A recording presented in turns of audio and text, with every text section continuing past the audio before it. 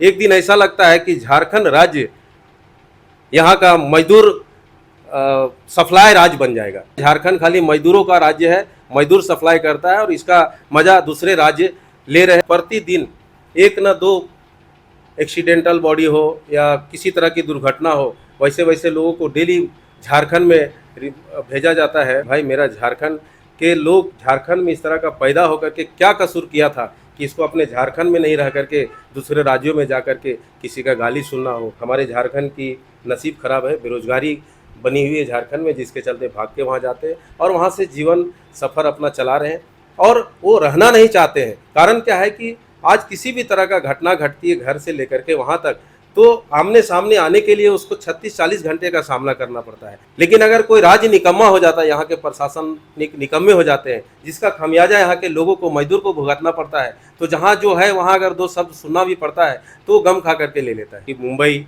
में आज भी झारखंड के प्रवासी मजदूरों का जनसंख्या नहीं पर तो 10 लाख प्लस है और एक झोपड़पट्टी जिसको टीने से पतरे से बनाया हुआ रहता है, उसमें उनको रात का 4 घंटा बिताना पड़ता है। बाकी सुबह से लेकर के उन लोग बाहर जब जाते हैं तो 15-16 घंटा सिर्फ काम करते रहते हैं।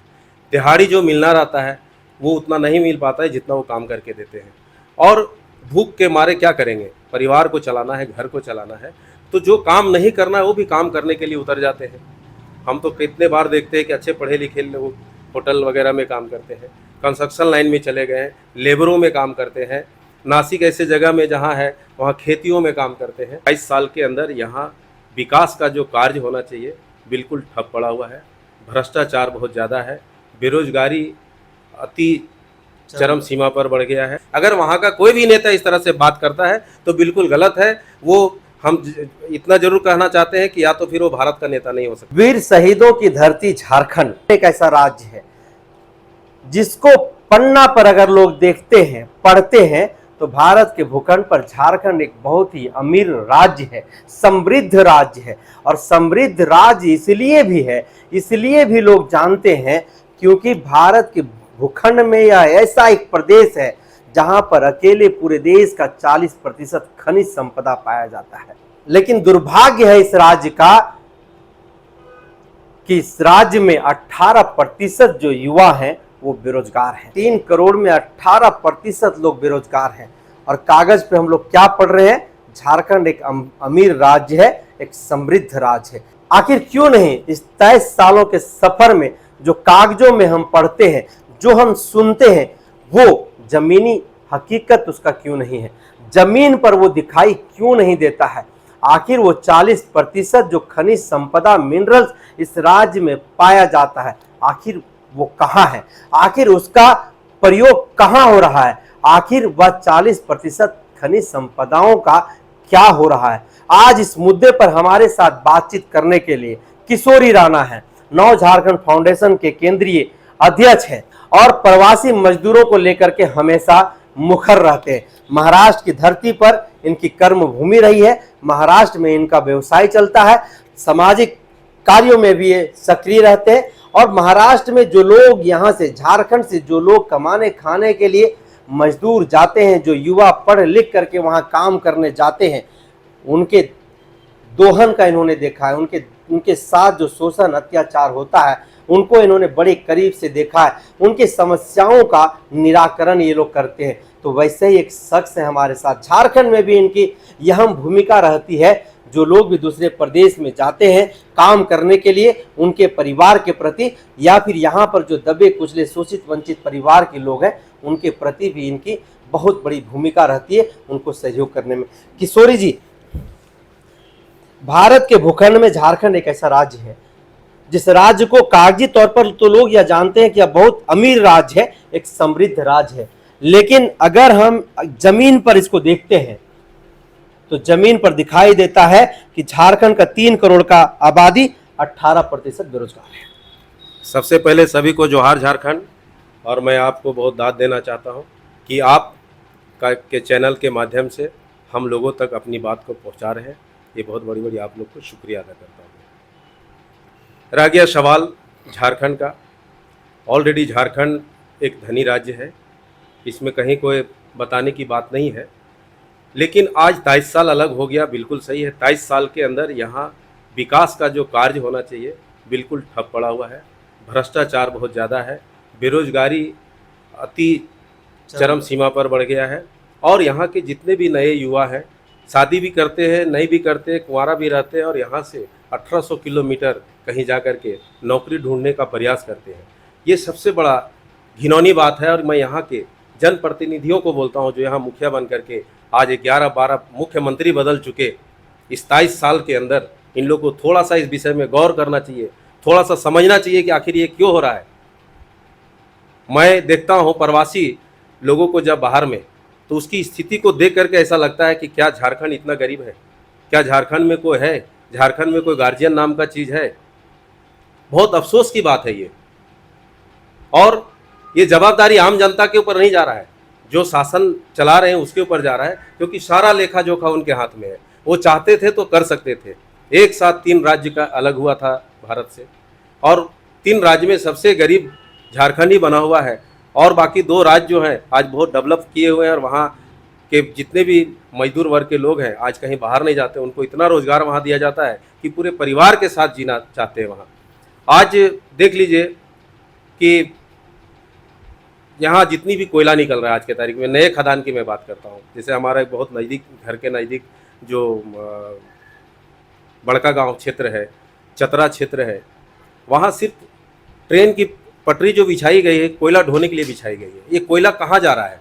अगर ये कोयला को रोका जाए और यहाँ इंडस्ट्रियल डाला जाए, स्टील प्लांट डाला जाए बड़े बड़े, तो हमको लगता है कि कितने लाखों बेरोजगारियों को रोजगार मिलेगा, प्रवासी प्रवास करना बंद कर देगा और एक साथ अपनी जीवन यापन को जीने के लिए कायम करेगा, अपने बच्चे लोग के साथ रहेगा। लेकिन आज स्थिति ऐसा कोई नहीं सोच रहा है। पता नहीं इसके अंदर किसका नज़र लग गया है कि सारे चीज़ को उठा करके लेके जा रहा है और हमारा झारखंड को एक दिन खंडहर में तब्दील करके ख़त्म करने की तैयारी में लगा हुआ है। इसलिए मैं तमाम जितने भी यहाँ के प्रशासनिक लोग हैं या यहाँ के सामाजिक लोग हैं और यहाँ के जो भी चलाने वाले बैठे हैं, सबको इस विषय में मंथन करना चाहिए और झारखंड के प्रवासियों को रोकना चाहिए। एक दिन ऐसा लगता है कि झारखंड राज्य यहाँ का मजदूर सप्लाई राज्य बन जाएगा, कि भाई झारखंड खाली मजदूरों का राज्य है, मजदूर सप्लाई करता है और इसका मज़ा दूसरे राज्य ले रहे हैं और अपने दूसरे राज्य झारखंड के मजदूरों के को काम करवा करके और अपने राज्य को सुंदर बना रहे हैं और झारखंड धीरे धीरे खोखला होते जा रहा है। किशोरी जी, आप महाराष्ट्र में रहते हैं, आपका वहाँ पे कर्मभूमि है। यहाँ से जो गरीब, शोषित, वंचित परिवार से जो युवा पढ़े लिखे भी जाते हैं वहाँ पर काम करने के लिए, उनके साथ वहाँ पर क्या कुछ होता है? कैसे उनकी वहाँ पर ज़िंदगी कटती है? कैसे वो लोग वहाँ पर जीवन यापन करते हैं? नौकरी तलाशने में उनकी कितनी समस्याओं का सामना करना पड़ता है?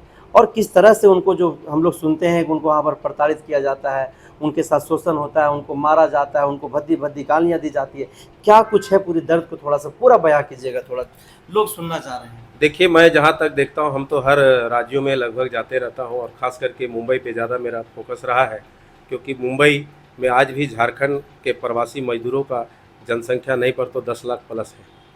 और एक झोपड़पट्टी जिसको टीने से पतरे से बनाया हुआ रहता है, उसमें उनको रात का 4 घंटा बिताना पड़ता है। बाकी सुबह से लेकर के उन लोग बाहर जब जाते हैं तो 15-16 घंटा सिर्फ काम करते रहते हैं। दिहाड़ी जो मिलना रहता है वो उतना नहीं मिल पाता है जितना वो काम करके देते हैं। और भूख के मारे क्या करेंगे, परिवार को चलाना है, घर को चलाना है, तो जो काम नहीं करना है वो भी काम करने के लिए उतर जाते हैं। हम तो कितने बार देखते हैं कि अच्छे पढ़े लिखे लोग होटल वगैरह में काम करते हैं, कंस्ट्रक्शन लाइन में चले गए हैं, लेबरों में काम करते हैं, नासिक ऐसे जगह में जहाँ है वहाँ खेतियों में काम करते हैं। तो ये जो स्थिति है वो देख करके हम लोग को अपने आप में ऐसा माथा झुक जाता है कि भाई मेरा झारखंड के लोग झारखंड में इस तरह का पैदा होकर के क्या कसूर किया था कि इसको अपने झारखंड में नहीं रह करके दूसरे राज्यों में जा कर के किसी का गाली सुनना हो, किसी का डांट फटकार सुनना हो। और कभी कभी ऐसे होते हैं कि हमको लगता है प्रतिदिन 1 न 2 एक्सीडेंटल बॉडी हो या किसी तरह की दुर्घटना हो, वैसे वैसे लोगों को डेली झारखंड में भेजा जाता है और नए नए शादीशुदा करके जाते हैं। उसकी घर में पत्नी, उसके माँ बाप, बच्चे इंतज़ार करते रहते हैं कि मेरे भाई गया है परदेश, कब आएगा, कब लौटेगा, कैसा है, नहीं है। वो हर एक मिनट में चिंता पे क्या विषय बना करके रहता है। तो ये स्थिति में हमको कहना यही है कि प्रवासियों को हमारे झारखंड में उसको रोजगार देने की कोशिश की जाए, उसको रोका जाए यहाँ, और उसको एक परिवार के साथ रहने की मौका दिया जाए, बाल बच्चे के साथ रहने का मौका दिया जाए, ताकि मेरा झारखंड, जो स्थिति झारखंड को बनना है, वही मजदूर वापस आकर के झारखंड को बना सकता है और झारखंड को आगे बढ़ा सकता है। मुंबई में झारखंड के मजदूरों को किस तरीके से प्रताड़ित किया जाता है? क्योंकि काफ़ी मजदूर जब कोरोना काल में आ रहे थे तो कह रहे थे कि हमको वहाँ पर प्रताड़ित किया जाता है, हमको दंडित किया जाता है, होटल में बंद करके हमको मारा जाता है। थोड़ा आप वहाँ पर प्रैक्टिकली रहते हैं, झारखंड से जो मजदूर महाराष्ट्र मुंबई की ओर जा रहे हैं, कैसे उनको वहाँ पर प्रताड़ित किया जाता है, कैसे वो प्रताड़ना का शिकार होते हैं? नहीं, देखिए, अभी तो मैं कहना चाहता हूँ कि एक समय था जब ये नासिक में परीक्षा देने गए थे बच्चे लोग हमारे रेलवे का, वो टाइम उन लोग के साथ दुर्व्यवहार हुआ था। वो टाइम हम अपने कमरे में कितने लड़के को रखे थे साथ में, और उन लोग को शरण दिए थे, एग्ज़ाम लिखने आए थे, एग्ज़ाम ढंग से दे भी नहीं पाए थे। लेकिन उसके बाद अभी जो महाराष्ट्र मुंबई में लोग रहते हैं, ऐसा नहीं कहूँगा मैं, क्योंकि महाराष्ट्र मुंबई यहाँ से जितने भी लोग जाते हैं उसको कोई देता है, लेता नहीं है, और उसी से आज मेरा झारखंड का जो भी ज़िला हो उसी से चल रहा है देखा जाए तो। क्योंकि वहाँ आज के तारीख में जो भी कमाई करते हैं प्रवासी मजदूर, मुश्किल से 2,500-3 हज़ार रुपये रख करके बाकी का पैसा गांव में भेजते हैं, और उससे गांव खुशहाल रहता है। और मैं उस महाराष्ट्र को इस तरह से नहीं देखना चाहता हूं जहां मेरे प्रवासियों को रोजी रोटी मिल रहा है। लेकिन मैं इतना ज़रूर कहना चाहता हूं कि अगर झारखंड सरकार इसके ऊपर ध्यान दे। देखिए, मजदूर है, कहीं न कहीं गलती करता है, कभी मालिक से गलती होता है, कभी मजदूर से भी गलती होता है, लेकिन मालिक मालिक होता है, मजदूर मजदूर होता है। तो गलतियां होती है, उस टाइम मुझको डांट फटकार भी लगता है, इसमें कहीं कोई शक नहीं है। लेकिन आज भी अगर हमारे प्रवासियों को जिंदा कोई रखा है तो मैं जानता हूं कि महाराष्ट्र में आज उन लोग जिस तरह से नौकरी पेशा कर रहे हैं, काम धंधा कर रहे हैं, और ये हमारे झारखंड की नसीब खराब है, बेरोजगारी बनी हुई है झारखंड में, जिसके चलते भाग के वहाँ जाते हैं और वहाँ से जीवन सफ़र अपना चला रहे हैं, और वो रहना नहीं चाहते हैं। कारण क्या है कि आज किसी भी तरह का घटना घटती है घर से लेकर के वहाँ तक, तो आमने सामने आने के लिए उसको 36-40 घंटे का सामना करना पड़ता है। इसलिए वो रहना नहीं चाहते, लेकिन मजबूरी है उनको रहना, तो उसको डांट भी सुनना पड़ता है या जो भी करना पड़ता है, वो मजबूर है रहने के लिए, इसलिए वहाँ रहते हैं।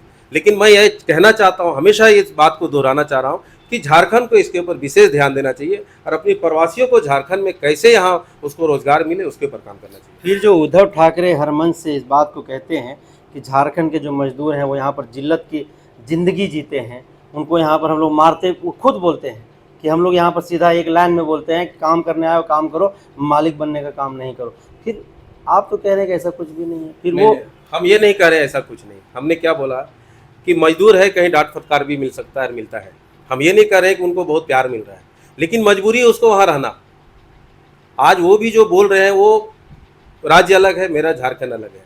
देश में इतने राज्य क्यों बनाए गए कि छोटा राज्य होगा तो अपने वहाँ के लोगों को वो रोजगार भी दे सकता है, अच्छा रोड भी दे सकता है, अच्छी शिक्षा भी दे सकता है, अच्छी स्वास्थ्य भी दे सकता है, सारा कुछ दे सकता है। लेकिन अगर कोई राज्य निकम्मा हो जाता है, यहाँ के प्रशासन निकम्मे हो जाते हैं, जिसका खमियाजा यहाँ के लोगों को, मजदूर को भुगतना पड़ता है, तो जहाँ जो है वहाँ अगर दो शब्द सुनना भी पड़ता है तो गम खा करके ले लेता है, गम खा कर ले लेता है। और क्या कर सकता है। दूसरा कोई इलाज अगर झारखंड बनने के बाद अगर स्थानीय प्रतिनिधित्व, चाहे हम एडमिनिस्ट्रेशन की बात करें चाहे हम राजनीति की बात करें, अगर स्थानीय प्रतिनिधित्व अगर इस दोनों क्षेत्र में होता तो आज झारखंड की स्थिति ऐसी होती, क्या लगता है? नहीं, ऐसी नहीं होती है। स्थानीय नीति तो बहुत ज़रूरी है। आज अगर हमारा झारखंड का 90% युवाओं को नौकरी हो या जिस चीज़ में, प्राइवेट सेक्टर से लेकर के जहाँ भी हो, 90% की भागीदारी झारखंड सरकार को देना होगा। और अगर वो नहीं देगा तो इसके लिए आंदोलन खड़ी हो गई है, और आंदोलन में हम लोग सब साथ दे करके और हम 90% झारखंड में अपनी भागीदारी को कायम करने का काम करेंगे। बिल्कुल करेंगे।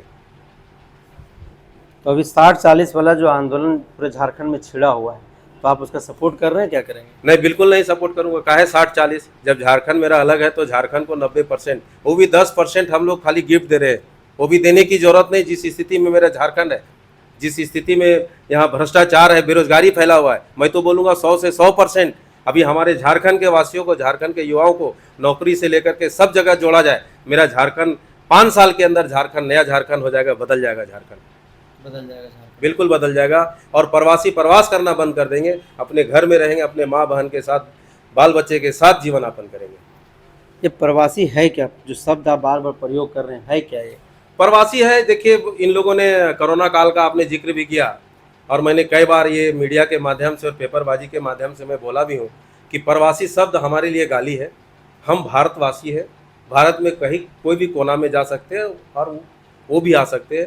तो ये पूरा भारत जो भ्रमण का जगह है, वो कहीं भी जाकर के कुछ भी कर सकता है, तो उसको प्रवास नहीं कहना चाहिए कि प्रवासी है। प्रवासी शब्द एक तरह से गाली का शब्द है, मैं इसको इग्नोर करता हूँ और मैं हमेशा इसका विरोध करता हूँ। हम प्रवासी क्यों, हम भारत के वासी तो प्रवासी कैसे हुए? रह गया राज्य की मुद्दा, तो राज्य की मुद्दा राज्य के अंदर लड़ाई हो, लेकिन अगर हम भारत में कोई भी कोना में जाए तो हम प्रवासी के नज़र से नहीं जाए। बेरोजगारी की अगर समस्याओं पर हेमंत सोरेन काम नहीं करते हैं, तो क्या लगता है पुनः इस राज्य के मतदाता हेमंत सोरेन को मुख्यमंत्री बनाएंगे?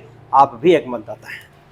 नहीं, देखिए अभी का जो स्थिति चल रहा है पूरे झारखंड में, उस तरह से हमको लगता है कि सरकार कहीं न कहीं फेल्योर दिख रही है, क्योंकि सरकार को तभी कोरोना काल से सबक सीख लेना चाहिए कि अगर हमारे इतना प्रवासी मजदूर अगर बाहर रहते हैं और ये स्थिति बिगड़ी है, तो हमें एक बहुत अच्छा मौका मिला है कि मैं यहाँ इन लोगों को कैसे काम दूँ, रोज़गार दूँ, उसके लिए डे नाइट काम करना चाहिए।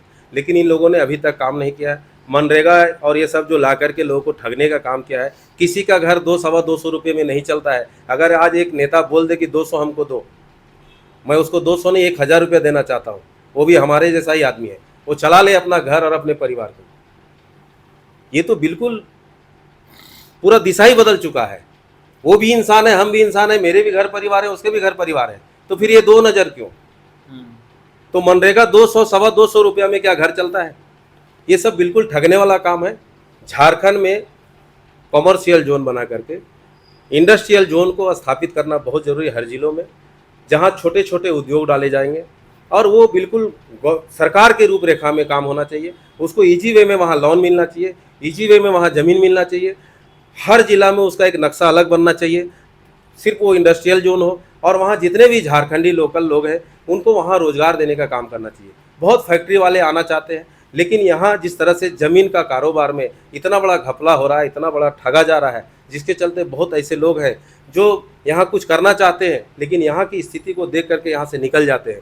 इसका पूरा अगर जाता है किसी के ऊपर तो यहाँ की सरकार के ऊपर जाता है, क्योंकि सरकार उस विषय में ध्यान नहीं दे रहा है। अगर ये सारा चीज़ को अगर पटल पे उतार दे और जितने जिला में चकबंदी नहीं हुआ है, जो किसान टुकड़ों टुकड़ों में बंट करके खेती कर रहा है, बारिश के भरोसे खेती कर रहा है, अगर उसको चकबंदी करके सिंचाई का और बिजली का रोड का साधन अच्छे से दे दिया जाए तो मेरा झारखंड खनिज पदार्थ से तो लदा हुआ ही है, बाकी कृषि प्रधान राज्य भी कहलाएगा और लोग एकदम खुलेआम एकदम अपना जीवन यापन यहाँ से जिएंगे, बहुत खुशहाल रहेंगे।